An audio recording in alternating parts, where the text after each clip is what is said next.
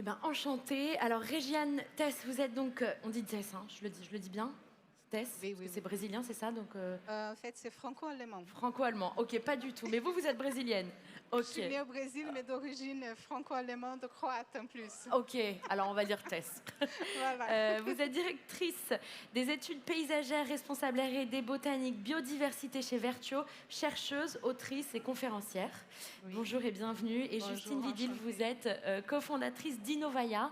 Je suis ravie d'être avec vous aujourd'hui pour continuer nos échanges autour de s'adapter au changement climatique, on vient de le dire. Voilà, il y a déjà 80% d'insectes en moins, et ça, c'est qu'un chiffre parmi des centaines qui montrent que bon, c'est quand même compliqué.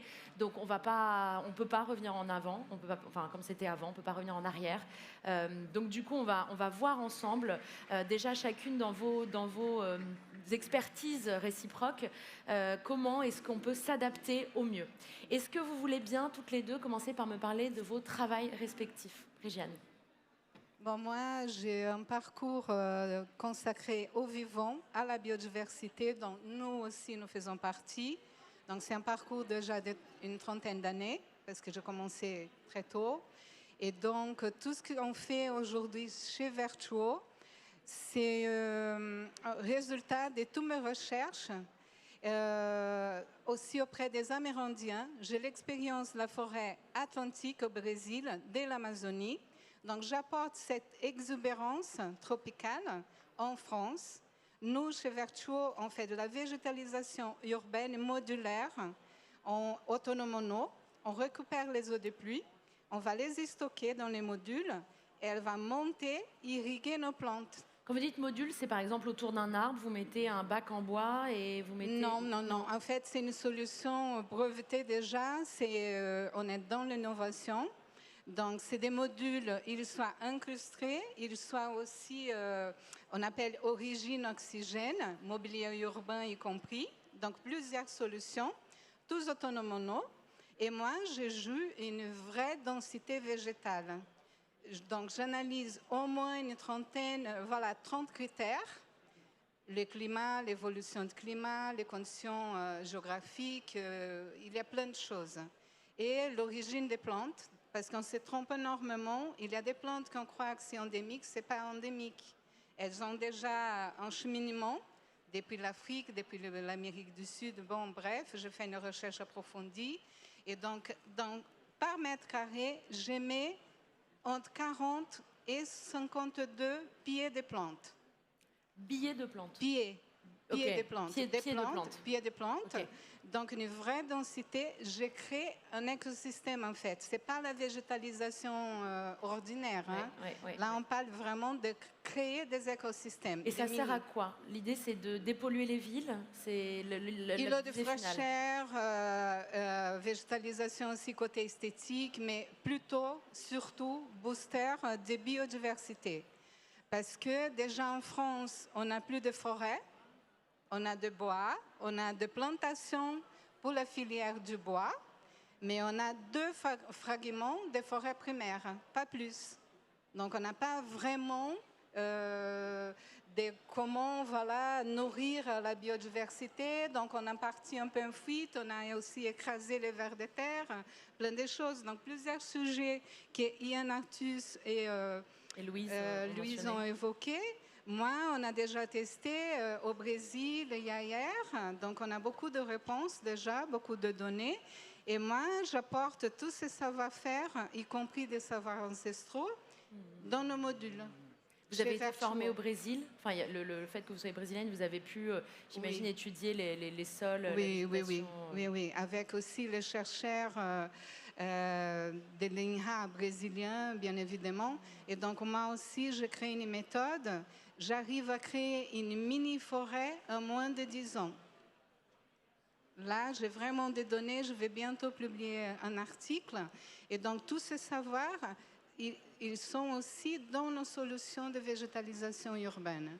On ne peut plus se permettre de gaspiller des eaux pluviales. On ne peut plus se permettre de ne pas penser à la biodiversité. Les lois d'occupation des sols, elles doivent être changées, révisées et c'est urgent. On ne prend jamais en compte la biodiversité, le vivant. Et après, on va planter des arbres, mais tout petites, hein, comme ça. Il n'y a pas d'entretien, il n'y a pas d'arrosage, il n'y a rien. Le choix botanique, il n'est pas vraiment bien fait, souvent. Et qu'est-ce qui se passe? On perd. Et on perd aussi de l'argent parce que ça coûte très cher. Le problème, c'est quoi? Alors, il y a plein de problèmes, mais j'imagine qu'un des problèmes, c'est le manque de savoir, de partage du savoir par des experts comme vous, et donc des gens qui se mettent, enfin les politiques publiques, à vouloir revégétaliser, mais qui au fond font pas ce qu'il faut. Non, parce que déjà, le jardin à la française, on aime bien, c'est joli, mais ce n'est pas booster de biodiversité. Ça ne correspond pas aux besoins du vivant. Même pas pour les plantes, ce n'est pas trop bien. Donc, il y a aussi la culture hygiéniste qui a tout ravagé. Voilà, on a tout viré parce qu'on a peur des abeilles, on n'aime pas les vers de terre parce que c'est dégoûtant. Donc voilà, on a peur de tout ça, on a peur d'eau noire, donc on a mis des éclairages partout. Ça, c'est terrible pour la biodiversité. Les animaux, y compris la biodiversité des sols et aussi aérienne. Et donc moi, quand je fais un choix botanique, je vais penser à tout ça. C'est un travail très complexe. C'est pas, je suis archi-paysagiste, mais mon travail n'est pas d'un paysagiste. Vous voyez? Oui. Donc il y a énormément de choses qu'il faut qu'on commence à prendre en compte. C'est ce qu'on fait chez Vertuo aujourd'hui. Alors Justine, vous allez nous parler de l'eau. Est-ce que c'est aussi complexe de travailler sur le sujet de l'eau? Alors l'eau est partout, donc oui, c'est complexe. Chez Innovaya, on a démarré en 2018 tout d'abord sur les sujets d'accès à l'eau potable, ce qui reste aujourd'hui 2 milliards de personnes qui n'ont pas accès à une eau potable sécurisée. Et donc on a décidé de développer des nouvelles technologies pour favoriser cet accès à l'eau potable en proposant des solutions qui minimisaient les intrants chimiques, justement pour réduire l'impact environnemental, et des solutions pérennes dans le temps pour assurer un accès à une eau potable pérenne, mais également pour changer un peu ce mode de fonctionnement qui est le tout jetable et le tout consommable. Et on a évolué aujourd'hui aussi vers l'accompagnement du secteur industriel et des autorités publiques pour travailler à réduire son empreinte eau, c'est-à-dire réduire sa consommation, recycler, créer des boucles de recirculation décentralisées et permettre de réutiliser des eaux dans différents process. Donc, Régiane vient de le dire, en fait, ça devient une hérésie de laisser de l'eau de pluie, par exemple, être gâchée, mais encore, c'est de l'eau de pluie. J'imagine que de mille manières, on gâche de l'eau potable en permanence. Est-ce que ça, les autorités publiques, par exemple, en prennent la mesure des enjeux autour de l'eau? Alors, je pense qu'ils en prennent la mesure, effectivement. Maintenant, la réaction n'est pas forcément à la hauteur de l'urgence. On va dire ça comme ça. Et qu'effectivement, en France, on a un réseau d'eau qui est tout potable, ce qui n'est pas le cas partout. Il y a plein de pays qui ont des doubles réseaux pour avoir une eau qui est propre pour un usage qui ne nécessite qu'une eau propre et une eau qui est potable que pour la consommation et l'alimentation. En France, on a du tout potable. Et effectivement, aujourd'hui, ça nécessite de repenser totalement notre usage pour s'intégrer dans un cycle de l'eau et pour faire preuve de sobriété et de faire partie d'un écosystème. Si on ne s'intègre pas dedans, on ne pourra pas survivre dans tous les cas. Les principaux enjeux, quels sont-ils? Là où il y a une plus grande déperdition d'eau, c'est quoi? C'est les industriels, c'est les villes, c'est les particuliers? Alors aujourd'hui, il y a 0,5% de l'eau qui est douce sur la planète. Et 70% au niveau, sur ces 0,5%, il y a 70% qui est pour un usage agricole. Donc le gros enjeu, c'est surtout l'agriculture. Après, il y a l'industrie et après, il y a les usages humains, les besoins vitaux. Sachant que l'agriculture, on le sait, c'est en grande partie le bétail pour nourrir l'être humain. Donc on en revient à arrêter de manger de la viande, du bœuf, etc. Ce que disait Yann. Et il y a aussi, oui, effectivement, il y a la nourriture pour le bétail et il y a aussi l'agriculture intensive, voilà, tous les produits qu'on utilise pour l'agriculture qui font que ça cause énormément de tort à la terre. Mais vous saurez mieux en parler que moi.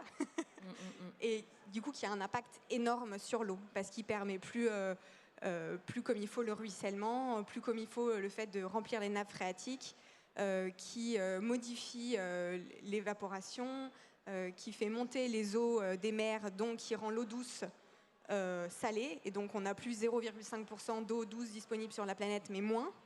Donc, voilà, c'est vraiment un écosystème qu'il faut penser dans sa globalité. Donc, je profite pour évoquer Par exemple, nous, pour s'adapter au changement climatique, je ne sais pas s'il faut s'adapter, hein. Je pense qu'il faut stopper le changement climatique. Bien sûr. Il faut qu'on réalise l'impact de nos activités. Il ne faut pas, parce que quand on dit s'adapter au changement climatique, C'est se résigner. on dit voilà, on va se résigner, donc on se met encore dans une zone de confort. Et qu'est-ce qu'on fait? Parce que si vous voulez, moi, ça fait une trentaine d'années, le sommet des Nations Unies, le sommet de la Communion européenne, des sommets comme ça, mais on a très peu agi. On parle beaucoup, on échange, on s'enrichit, bien sûr. Il y a beaucoup plus de conscience aujourd'hui qu'il y a une trentaine d'années, quand j'étais une gamine, et qu'on disait, mais vous êtes des babas cool. Hein? Les scientifiques ont annoncé les changements climatiques il y a une quarantaine d'années. Et on a dit quoi? Mais non, c'est pas vrai, vous êtes des fous. Est-ce qu'on était des fous, les scientifiques? Mais non, pas du tout. Donc là, je vais vous dire, là, si on ne commence pas à planter des arbres, à végétaliser partout, on va avoir vraiment des gros soucis, mais pas en 2050, mais dans un an, dans 2 mois, dans 1 mois, c'est l'été, la sécheresse. Et pourquoi on craint tout ça? Parce qu'on a tout déboisé, on a déforesté. Il faut arrêter ça. Mais c'est urgent. Là, en Amazonie, s'il vous plaît, n'achetez rien issu de la déforestation. Là, comment on sait en tant que consommatrice, comment je sais que ça vient de la déforestation amazonienne? Soja, maïs, viande, canne de sucre. Et ça, il ne faut pas acheter parce qu'on est en train de ravager l'Amazonie comme on a fait à la forêt atlantique, pour faire ça. Du maïs, de soja, de bétail et la canne de sucre en Amazonie, c'est juste hallucinant. Donc, s'il vous plaît, achetez du sucre français, mais pas du sucre brésilien en France.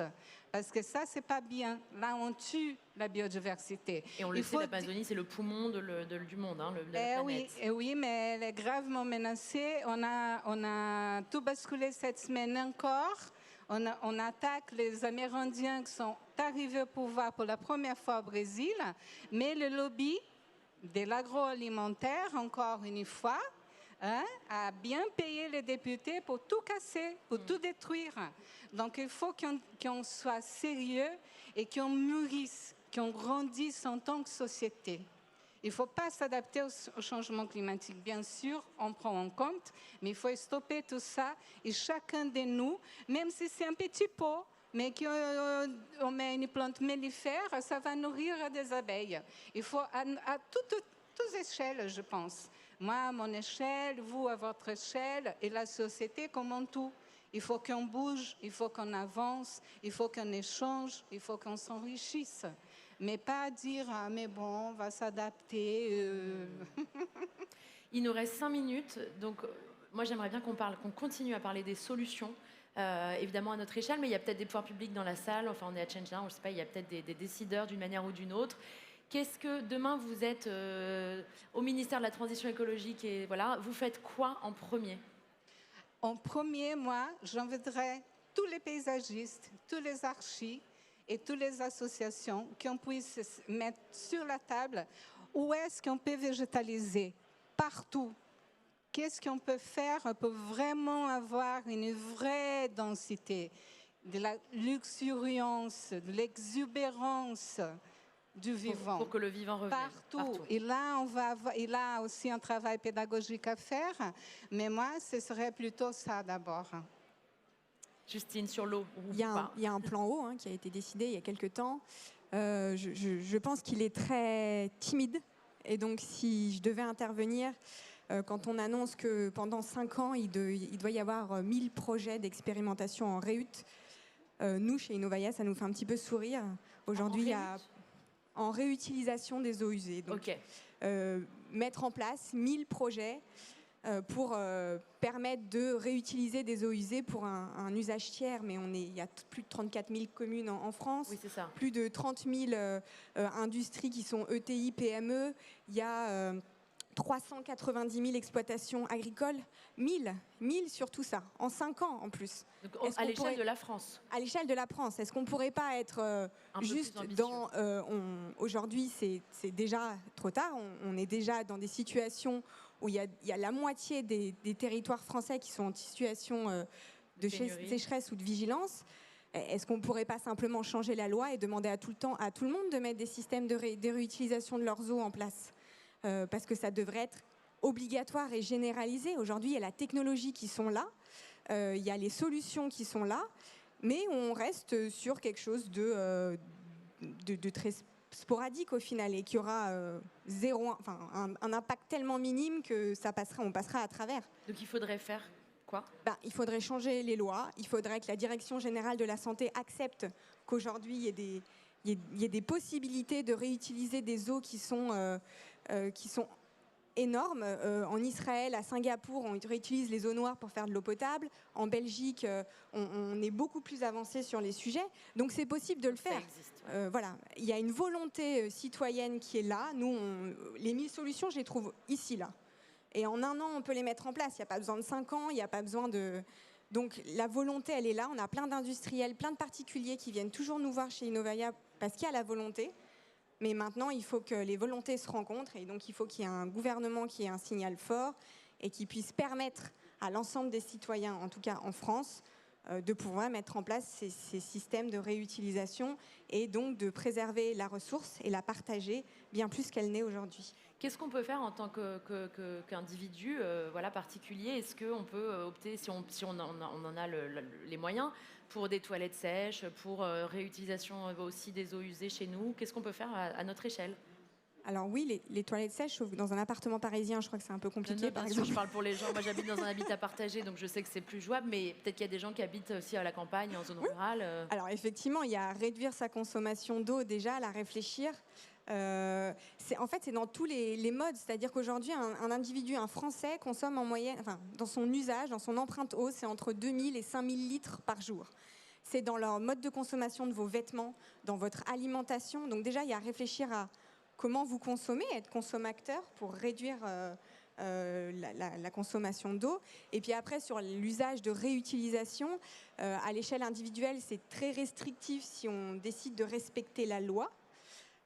Parce que on peut pas réutiliser nos eaux des toilettes pour aller les boire au robinet, parce qu'on peut pas réutiliser les eaux de pluie pour beaucoup d'usages. Donc c'est limitatif. C'est pour ça que j'insiste sur le fait qu'il faut que ça vienne aujourd'hui d'en haut pour pouvoir mettre en place ça. Mais dans les usages du quotidien, faire attention à ce qu'on porte. Voilà, faire attention à ce qu'on porte, faire attention à ce qu'on se consomme. Et faire en sorte que ça soit local, réduire la consommation de viande et tout ça fait qu'à un moment on aura une empreinte eau qui sera beaucoup plus faible. J'ai interviewé il y a quelque temps un expert de l'eau dans une région en France, en centre, qui était très alarmiste sur l'état des nappes phréatiques, disant qu'on allait venir vraiment à une pénurie d'eau, y compris pour la population au robinet. Est-ce que c'est vrai ? On y est déjà. L'année dernière, il y a 500 communes en France qui ont fait de la livraison d'eau par camion-citerne. Alors, je vous explique même pas l'impact environnemental que ça. C'est-à-dire qu'ils n'avaient plus d'eau dans leurs réserves. Et cette année, on le prévoit à 1000 communes. Donc, on y est en fait. C'est pas de la science-fiction et c'est pas dans du C'est juste que ça existe. Il y a déjà des pays pas très loin, la Tunisie, l'Espagne. À un moment, il n'y a plus d'eau au robinet. Donc, la nuit, si vous avez envie de boire un verre, vous vous abstenez, quoi. Et je rajouterais que ça, c'est dû aussi au déboisement. Parce que c'est les arbres qui vont nourrir les nappes phréatiques, qui vont nourrir tous les cours d'eau. Et qu'est-ce qu'on fait ? On n'arrête pas de déboiser. L'abattage d'arbres, c'est juste l'assassinat de la biodiversité, de la vie et tout ce qui nous nourrit. Parce que tous les légumes, les fruits, les salades qu'on mange, c'est la biodiversité. L'eau qu'on boit, c'est de la biodiversité. L'eau de la mer où on va aller se baigner, c'est de la biodiversité. Il y a énormément de vie là-dedans. Donc il faut penser à tout ça. Il faut qu'on pense à tout ça. Et s'il vous plaît, plantez des arbres. Ayez des plantes mellifères, nectarifères chez vous et partout, s'il vous plaît. C'est très important. Pour les gens qui ne connaissent rien, Régiane, c'est quoi les plantes mellifères ? Les plantes mellifères, par exemple, tous les fleurs, la plupart des fleurs, elles vont attirer comme la lavande. qu'on va voir toujours qu'il y a des abeilles boutinées parce qu'elle est mellifère. Il y a des plantes voilà, comme les fruitiers, nectarifères, vous voyez. Donc, dès qu'on fait une petite recherche, on met plantes mellifères comme les herbes aromatiques, voilà, le romarin, tout ça, c'est super important pour la biodiversité. Donc, faites ça, s'il vous plaît, pour nous aider. C'est déjà la fin de cette table ronde. Merci infiniment, Justine et Régiane. Vous pouvez les applaudir bien fort. Merci beaucoup et bravo pour votre travail. Merci. Merci infiniment.